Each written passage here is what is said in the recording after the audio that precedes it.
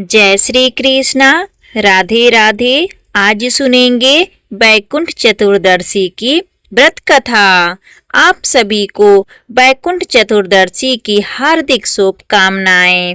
एक दिन देवर्षि नारद मुनि के सहित सभी देवतागण भगवान श्री हरि के पास गए।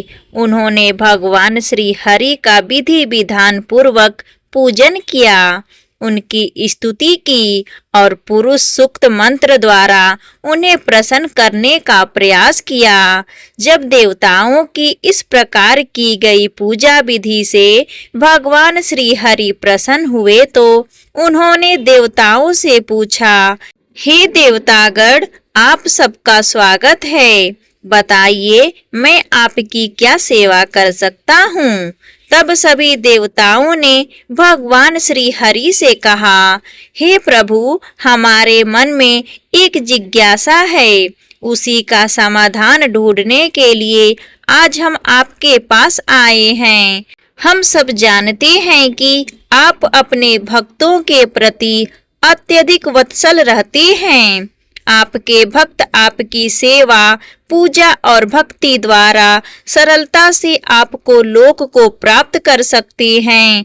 लेकिन हम आपसे यही जानना चाहते हैं कि क्या कोई ऐसा विशेष दिन, समय या अवसर है जिस दिन की गई आपकी आराधना से सामान्य जन भी आपके लोक को प्राप्त कर सकें।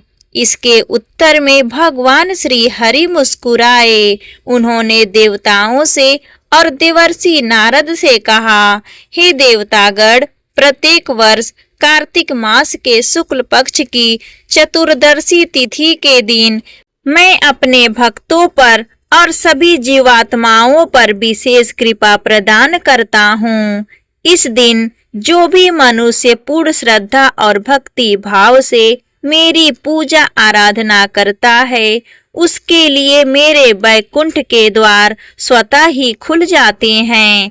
तो इस प्रकार इस बैकुंठ चतुर्दशी की महिमा का गान करते हुए भगवान श्री हरि ने देवताओं को एक उपाय बताया, जिसका सीधा संबंध था बैकुंठ चतुर्दशी के साथ।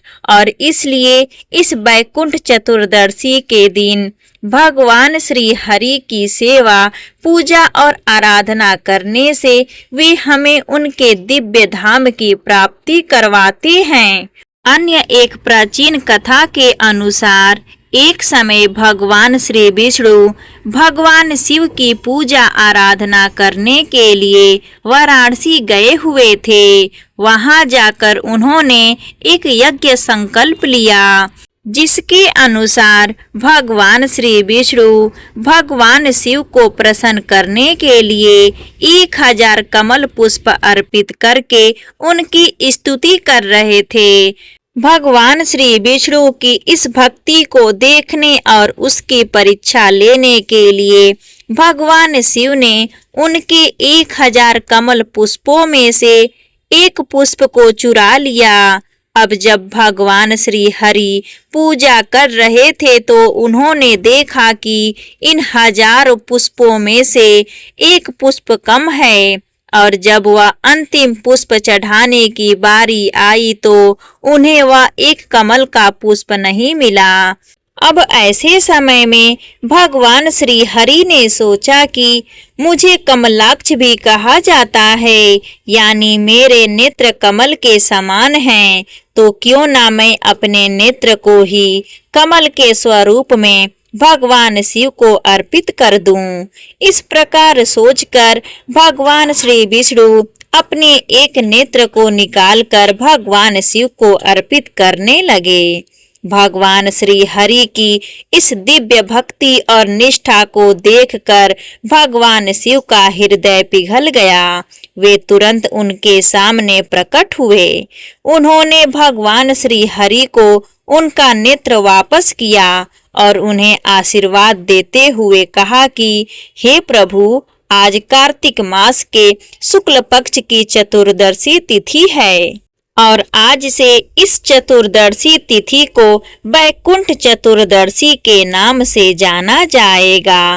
पृथ्वी लोक पर जो भी मनुष्य इस दिन आपकी पूजा अर्चना करेगा उस पर मैं भी प्रसन्न होऊंगा। और जो मनुष्य पूर्ण श्रद्धा और भक्ति भाव से वैकुंठ चतुर्दशी के दिन आपकी पूजा आराधना में संलग्न रहेगा उसे आपके परम धाम वैकुंठ की सरलता से प्राप्ति हो सकेगी।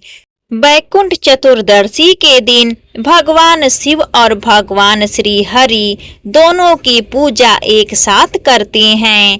ऐसा कहा जाता है कि वैकुंठ चतुर्दशी के दिन निशीत काल में यानी कि मध्य रात्रि में की गई हरि और हरि की पूजा से मनुष्य अपने सभी भव बंधनों से मुक्त हो जाता है।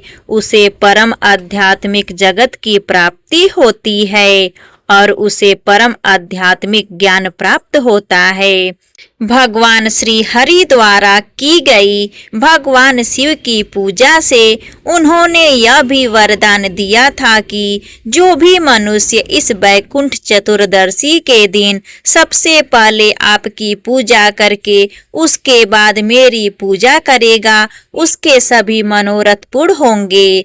और इसलिए वैकुंठ चतुर्दशी के दिन सबसे पहले निशीत काल में यानी कि मध्य रात्रि के समय भगवान श्री विष्णु की पूजा अर्चना की जाती है। यहाँ पर वैकुंठ चतुर्दशी की व्रत कथा समाप्त होती है। प्रेम से बोलिए विष्णु भगवान की जय। अगर आपको यह कथा अच्छी लगी हो तो प्लीज़ हमारे चैनल को सब्सक्राइब करें, वीडियो को लाइक करें, अपने दोस्तों के साथ अपने परिवारों में ज़्यादा से ज़्यादा इस वीडियो को शेयर करें। धन्यवाद।